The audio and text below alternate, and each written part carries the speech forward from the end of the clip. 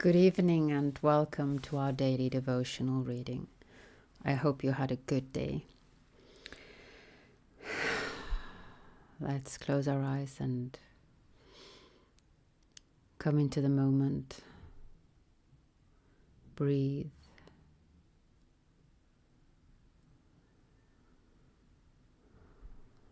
Heraclitus, I think, if I remember correctly, said something about breathing, being a way to partake in the Logos, to draw in the Logos.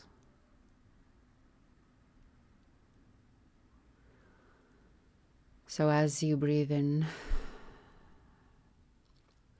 imagine you're breathing in that principle, whatever the Logos is, reason, story, argument,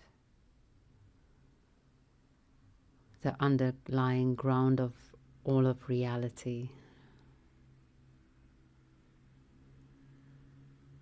As you're breathing in, take note how it fills your entire being, how it is your entire being,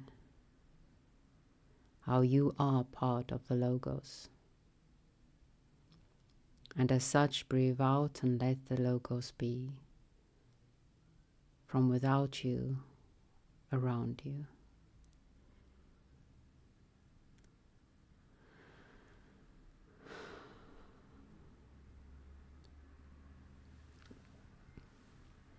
So much for our predictive texting today. That was fun. I'm trying to remember where I read it.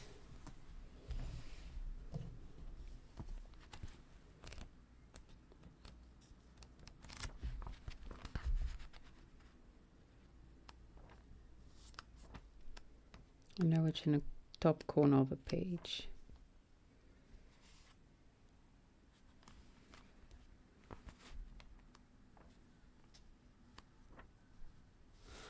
Heraclitus. We draw in the divine Logos by breathing.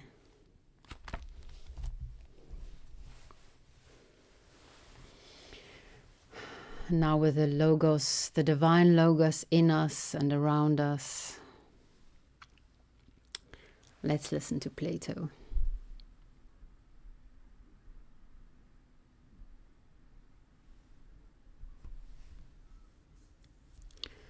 But if one, what will happen to the others? Is not that also to be considered? Yes. Let us show then, if one is, what will be the affections of the others than the one. Let us do so. Inasmuch as there are things other than the one, the others are not the one. For if they were, they could not be other than the one. Very true. Nor are the others altogether without the one, but in a certain way they participate in the one. In what way?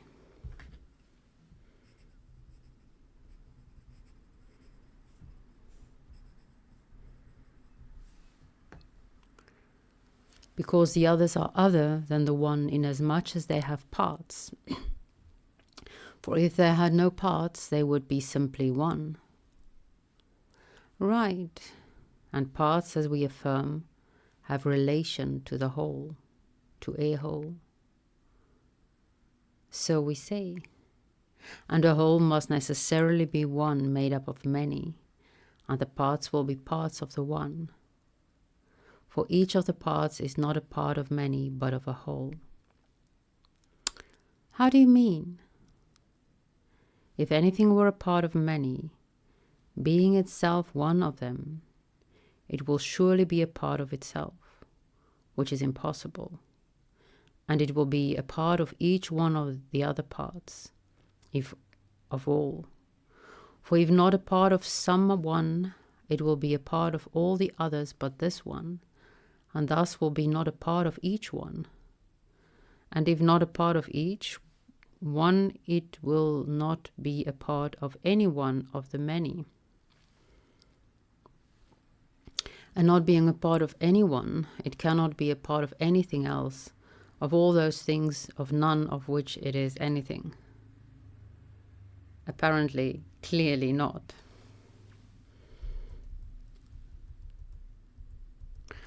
Then the part is not a part of the many, nor of all, but is of a certain single form, which we call a whole, being one perfect unity framed out of all.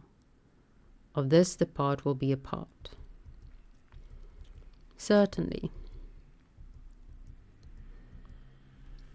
If then the others have parts, they will participate in the whole and in the one. True. Then the others that have the one, then the others than the one must be one perfect whole, having parts. Certainly. And the same argument holds of each part, for the part must participate in the one. For if each of the parts is a part, this means, I suppose, that it is one separate from the rest and self-related, otherwise it is not each. True. But when we speak of the part participating in the one, we must clearly be other than one. For if not, it would be not merely have participated, but would have been one, whereas only the one itself can be one. Very true.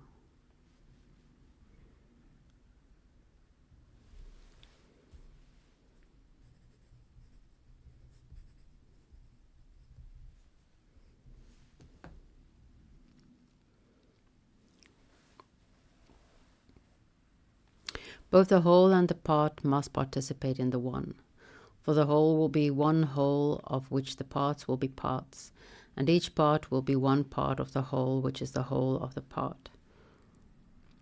True. I brought tea for later, but I'm really thirsty, so I'm going to take a sip.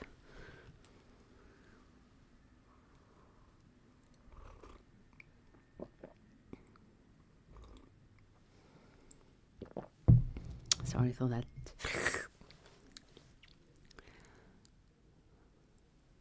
And will not the things which participate in the one be other than it? Of course.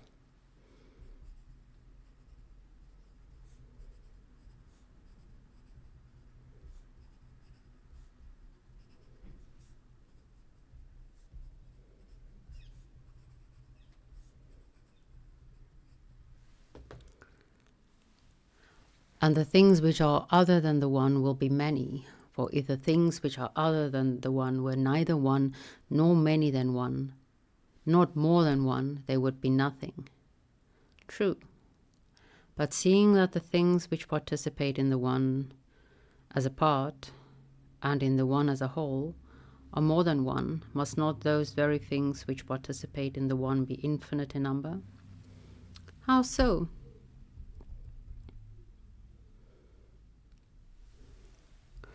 Let us look at the number thus. Is it not a fact that in partaking of the one they are not one, and do not partake of the one at the very time when they are partaking of it? Clearly. They do so when as multitudes in which the one is not present. Very true.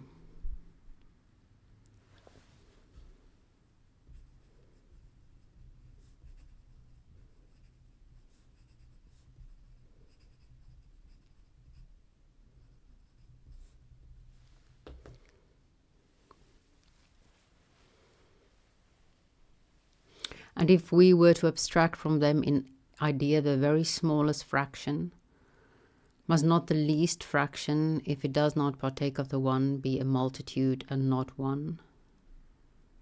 It must.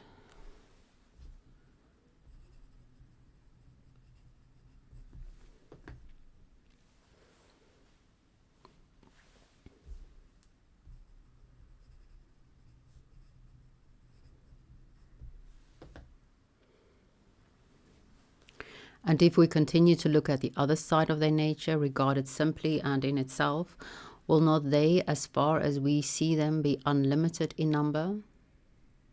Certainly.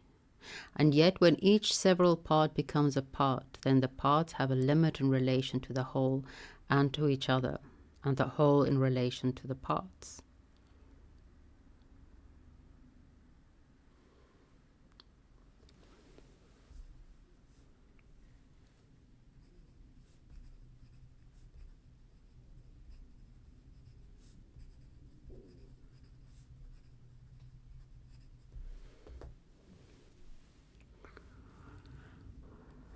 Just so. The result to the others, then, the one is that the union of themselves and the one appears to create a new element in them, which gives to them limitation in relation to one another, whereas in their own nature they have no limit.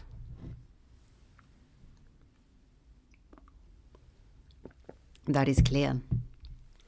Then the others than the one, both as whole and parts, are infinite, and also partake of limit. Certainly. Then they are both like and unlike one another and themselves. How is that? Inasmuch as they are unlimited in their own nature, they are all affected in the same way. True. And inasmuch as they all partake of limit, they are all affected in the same way. Of course. But inasmuch as their state is both limited and unlimited, they are affected in opposite ways. Yes. And opposites are the most unlike of things. Certainly. Consider then, in regard to either one of their affections, they will be like themselves and one another. Considered in reference to both of them together, most opposed and most unlike. That appears to be true. Then the others are both like and unlike themselves and one another. True. And they are the same and also different from one another, and in motion and in rest, and experience every sort of opposite affection, as may be proved without difficulty of them, since they have been shown to have experienced the affections aforesaid. True.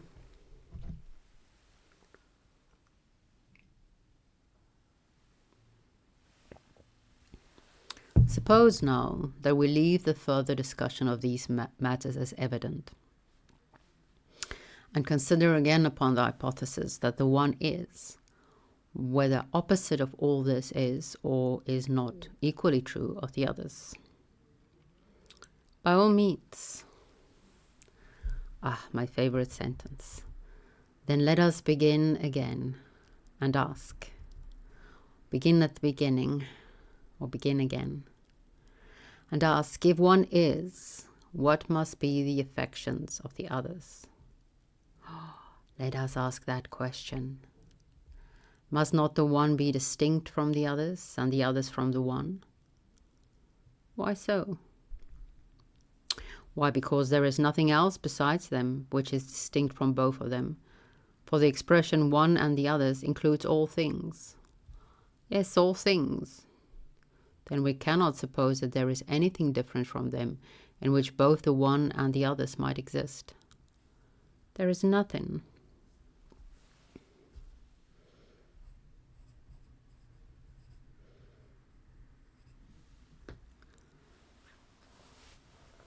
Then the one and the others are never in the same. True. Then they are separated from each other. Yes. And we surely cannot say that what is truly one has parts.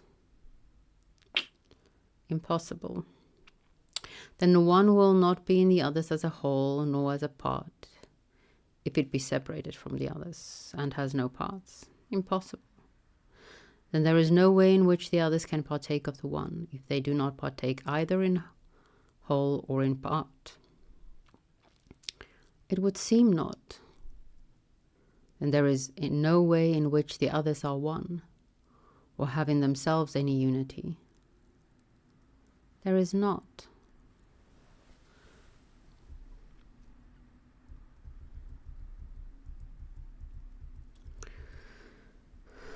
Nor are the others many, for if they were many, each part of them would be a part of the whole. But now the others, not partaking in any way of the one, are neither one nor many, nor whole nor part. True.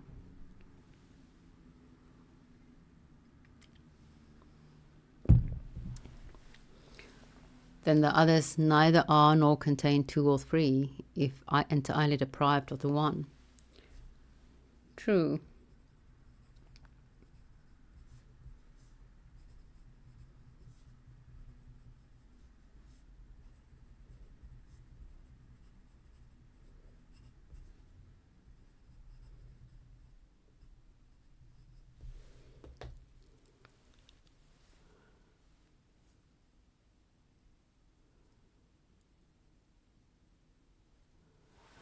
Then the others are neither like nor unlike the one, nor is likeness and unlikeness in them. For if they were like and unlike, or had in them likeness and unlikeness, they would have two natures in them opposite to one another. That is clear. But for that which partakes of nothing to partake of two things was held by us to be impossible. Impossible. Then the others are neither like nor unlike nor both. For if they were like or unlike, they would partake of one of these two natures, which would be one thing. And if they were both, they would partake of opposites, which would be two things. And this has been shown to be impossible. True. Therefore they are neither the same nor other, nor in motion, nor at rest, nor in state of becoming, nor of becoming destroyed, nor greater, nor less, nor equal, nor have they experienced anything else of the sort. Sounds like negative theology. For they are capable of experiencing any such affection. They will participate in one and two and three and odd and even, and in these, as has been proved, they do not participate, seeing that they are altogether and in every way devoid of the one. Very true. Therefore, if the one is all things, and also nothing, both in relation to itself and to other things.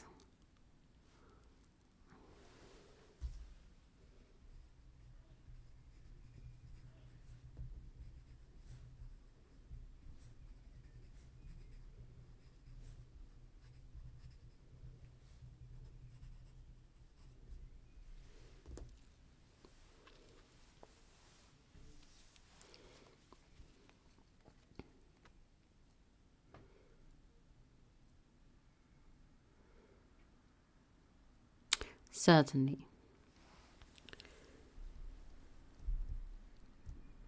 Well, and ought we not to consider next what will be the consequence if the one is not? Yes, we ought. What is the meaning of the hypothesis? If the one is not, is there any difference between this and the hypothesis if the not one is not? There is a difference, certainly. Is there a difference only, or rather are not the two expressions, if the one is not and if the not one is not, entirely opposed? They are entirely opposed. And suppose a person to say, if greatness is not, if smallness is not, or anything of that sort, does he not mean, whenever he uses such an expression, that what is not is other than other things? To be sure. And so when he says if one is not, he clearly means that what is not is other than all things. We know what he means, do we not? Yes, we do.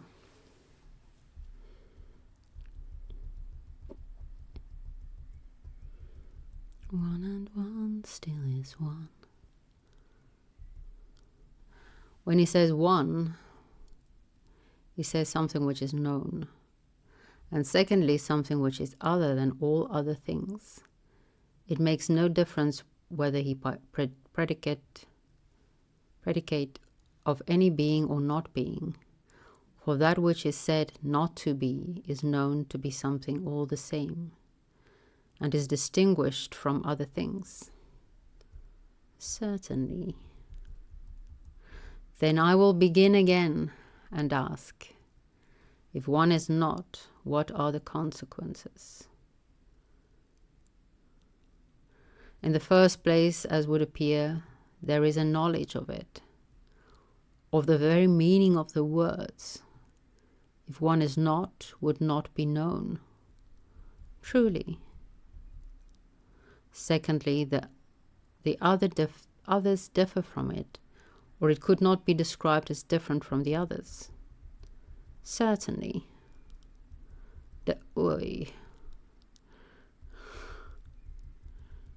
Difference, then, belongs to it as well as knowledge. For in speaking of the one as different from the others, we do not speak of a difference in the others, but in the one. Clearly so. However, the one that is not is something and partakes of relation to that, and this, and these, and the like, and is an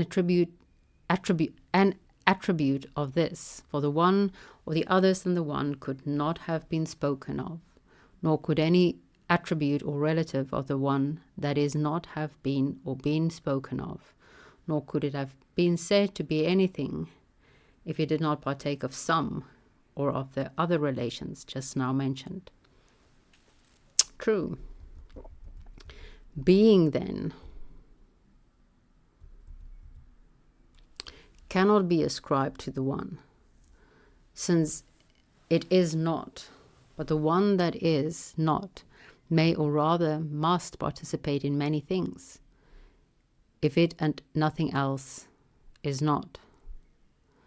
If, however, neither the one nor the one that is not is supposed not to be, and we are speaking of something of a different nature, we can predicate nothing of it.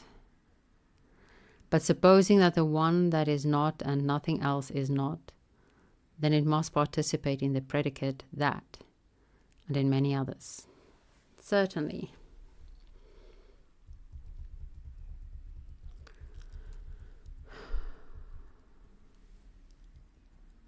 And it will have unlikeness in relation to the others, for the others being different from the one will be of a different kind. Certainly. And are not things of a different kind also other in kind? Of course. And are not things other in kind unlike? They are unlike. And if they are unlike the one, that which they are unlike will clearly be unlike them. Clearly so. Then the one will have unlikeness in respect of which the others are unlike it. That would seem to be true. And if unlikeness to other things is attributed to it, it must have likeness to itself. How so? If the one have unlikeness to one, something else must be meant, nor will the hypothesis relate to one, but it will relate to something other than one. Quite so. But that cannot be. No. Then the one must have likeness to itself. It must. Again, it is not equal to the others, for if it were equal, then it would at once be and be like them in virtue of the equality. But if one has no being, then it can neither be nor be like. It cannot. And since it is not equal to the others, neither can the others be equal to it. Certainly not. And things that are not equal are unequal.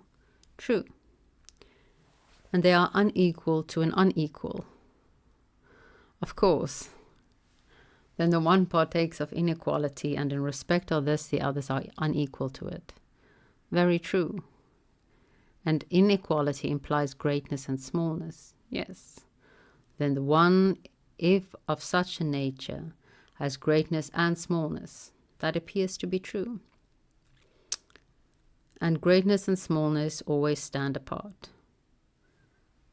True. Then there is always something between them. There is. And can you think of anything else which is between them other than equality? No, it is equality which lies between them. Then that which has greatness and smallness also has equality, which lies between them. That is clear. Then the one which is not partakes, as would appear, of greatness and smallness and equality. clearly. Thus far, our scripture of the evening.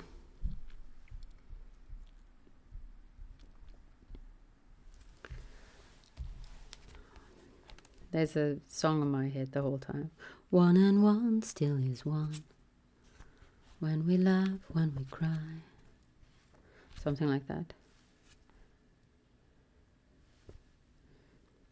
I am half, you are half. Okay. So, apparently Heraclitus was also referred to as the Dark One. That's cute.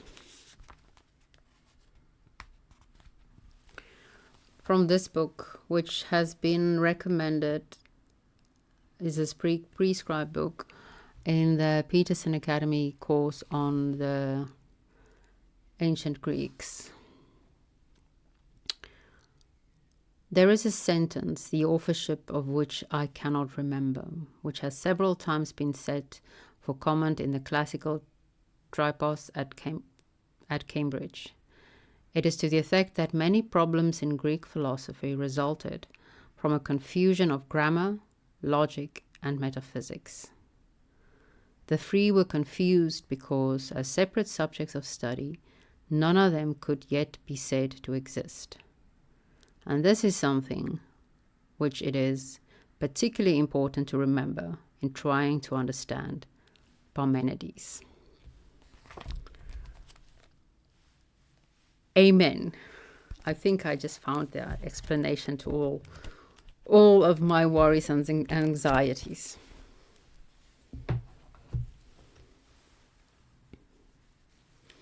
It's not me. It's everybody. That was very loud swallowing. So, to participate in the one, what is the one? The things that participate in the one is not other than it. So there were a couple of places where I quite explicitly, though not in words, but facial expressions, at least I tried. Can't see myself, but I know I have a very expressive face. Disagreed with Plato, and I wrote down my view today. So don't take this as an eternal statement. This is my view today. What is the one? The things that participate in the one is not other than the one. The one is present in the multitudes. The parts have a limit. The parts have a limit. The whole does not. That's my view of the one. And then I remembered from one of these books, I read a couple of texts, and I will be reading this through May, if possible. Maybe I'll have to go into June, I'm not sure. All these texts on the Greeks. This is also from the course on the Peterson Academy. The other one I already read.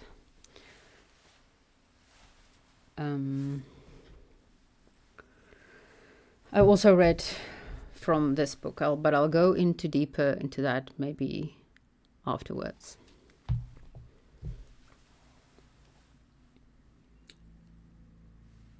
What was I saying? Oh, Democritus, the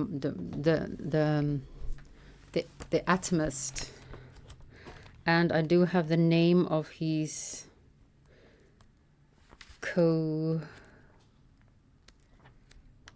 It's also on that side of I remember where it is. I just can't remember. Which book? That doesn't help a lot.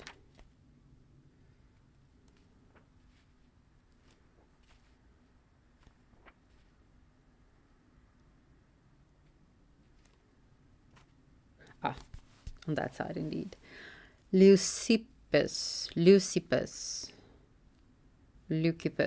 I'm not sure, and Democritus. They were also actually in a reaction towards, at least that book states thus, Parmenides. So indeed, Parmenides was a a figure to be contented with in ancient thought. I wrote on void because there was something here of no space. And apparently the void that the atomists used in their metaphysics were also a reaction against Parmenides.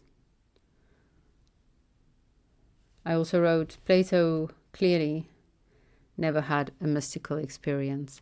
But then I had to correct myself and said, except for the one is all things and also nothing.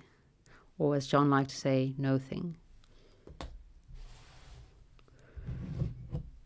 Thus far, Plato for the evening.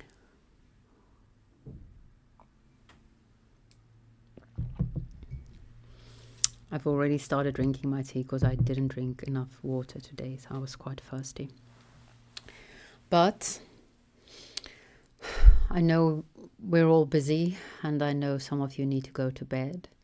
And so I will say farewell with a blessing that you may be on your merry way and have a good night's rest. May the spirit of Sophia be with you.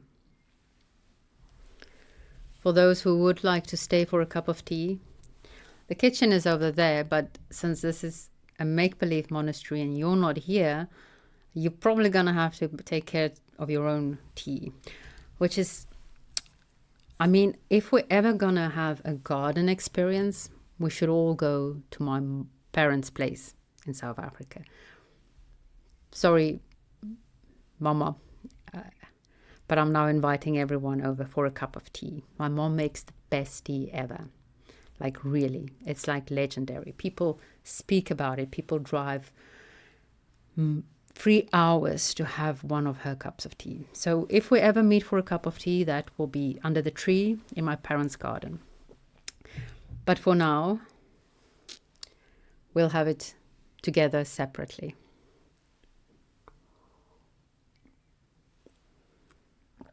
And talk about the garden and philosophical friendship. Thank you for the kick under the ass. That's a direct translation of the either Dutch or Afrikaans expression. But I'm sure it makes sense in English as well. So I refer to this book that I picked up again today. I got it as well in the winter, and then I couldn't read it.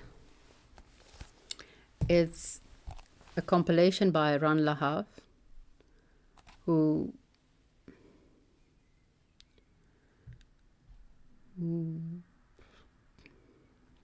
developed a form of practicing philosophy, which he calls deep philosophy. And John Vervaeke made use of some of his practices in developing his own practices. And I was lucky enough, I'm extraordinarily lucky when it comes to philosophical friendships. A while back, someone commented that I don't seem to be starved for philosophical conversation. And indeed, I'm not.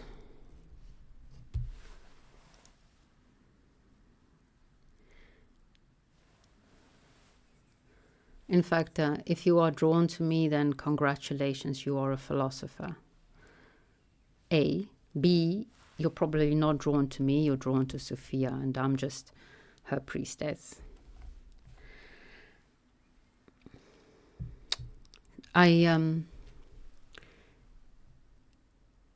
heard about him through John and Chris, and then again, Chris mentioned him one time, and that he has live gatherings sometimes, and I sent him an email asking if he's ever in the Netherlands, and he said, I'm not planning to come to the Netherlands anytime soon. And then like not a month later, I got an email, hey, I'm actually coming to the Netherlands, we're having a retreat. And then I emailed with him and Karen, awesome lady, I should email her again, who make the sketches for this book. It's really lovely, it's copyrighted, so I'll just flip through quickly. It's so beautiful, the sketches. And they asked if and this is one experience of many similar in my life, if I wanted to join and how, and I said yes, of course I want to join. I asked about the costs and things, and was basically free. We only had to pay for food because it was a weekend, and accommodation, but that they said depend on where you want to stay. You could stay on the place, which is a lovely, really beautiful place in the south, I think, of the Netherlands. And I have contact with those people as well. I should maybe, but we could stay there, which is basically camping then, or they're gonna thinking maybe for some people get an Airbnb. So I said I don't mind camping, but I also very much do not mind paying a little bit extra for an Airbnb. So wherever there's a spot available. And it turned out that there was only one spot available with Ran and Karen's sister in an Airbnb. And so I spent the weekend during the days going through deep philosophy with them, which is very deep. You look at text, basically you look at ancient text and really read it slowly, read it contemplatively, speak to it, speak from it. It's a beautiful practice. And then in the evenings, we would sit in the garden and have a bottle of wine together, which was just the four of us then, because we stayed at the same place, which was lovely. And I am very fortunate in that those types of experiences seems to come across my path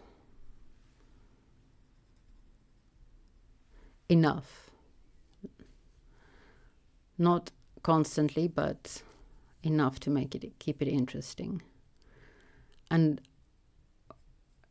I don't form bonds that we see each other constantly now, but I do keep in touch with most people, which then means that I do have outlets for deep discussion if the need arises, which it does often. And I do think it's really important. Also, okay, that's all nice, fine and dandy, and it sounds amazing, and it sounds like lucky girl. I was part of I became extremely deeply involved in an online community around John's work for 3 years, and then I left it. And I did go through, if you look at the amount of books I read during that period, I think I read 3 books in 6 months, which is a really bad sign. I was not in a good place. But the idea was to force myself to find people in real life. And I did. Look on Meetup. There's Socratic cafes all over the place. People with whom you can have philosophical discussions. I do still love the people I met online deeper.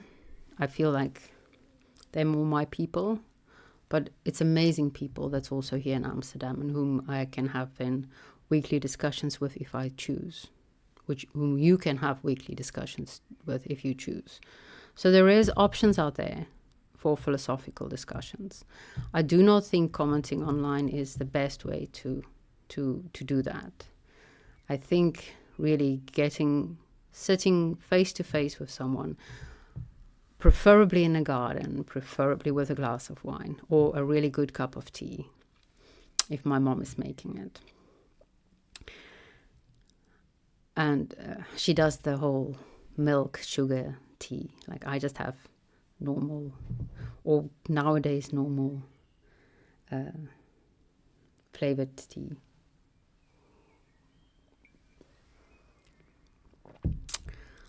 So yeah, it's not easy, but it's possible, and it's highly recommended, because it's all good and well to read philosophy and to write, but honestly, it is a type of wanking if you just do it by yourself. It's in the words, doing it by yourself. It's wanking. And yes, you will get some release, and you will get some joy. No, I don't know joy. Fun. Physical pleasure. But it's not nearly as deep and as real and as good as with another human being. Or, okay, now the analogy should stop. For me, like, hey, different strokes for different folks, but, or with multiple people.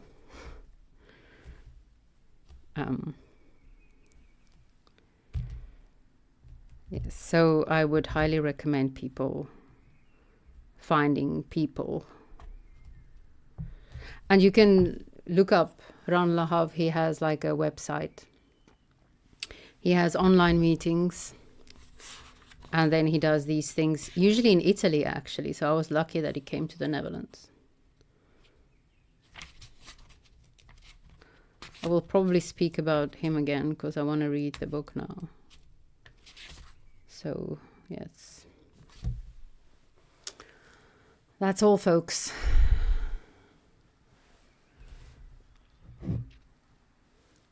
So how was your day?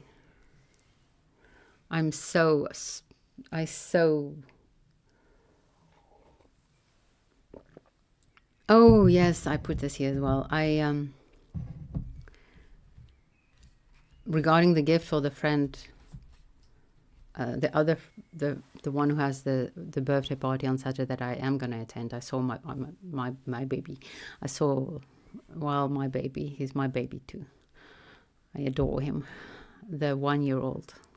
Saw him today. But when I got to work yesterday, it turned out that someone from work who has always also been invited made a little group chat. So we're going to give her something together. So I don't really need to buy anything else. I told them that I've got a small gift, just also so that they don't feel like, oh, but why did he also bring something? And we thought we're just giving something together. But I also thought, because my friend lives in a really beautiful city. So I went shopping there. I found a spiritual shop. And I got this as well. Because the thing is, I have a reputation to uphold. For some reason, people expect me to deliver a little bit of hocus pocus. Don't know why I have the reputation as a witchy woman. I did also get myself a cauldron, because I never have anything to burn my spells in, so that's helpful.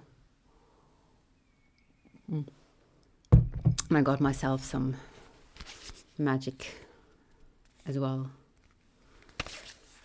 I don't know, I haven't used it yet. I don't know what it smells like.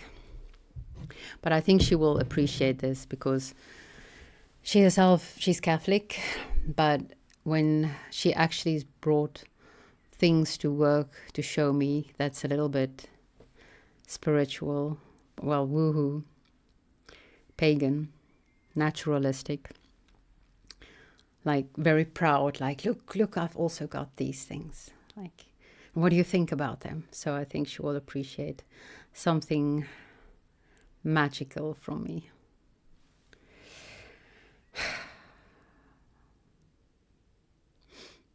I'm not going to leave you with a magic spell because maybe it's rude. So I'll just wish you a good night, and I'll see you tomorrow.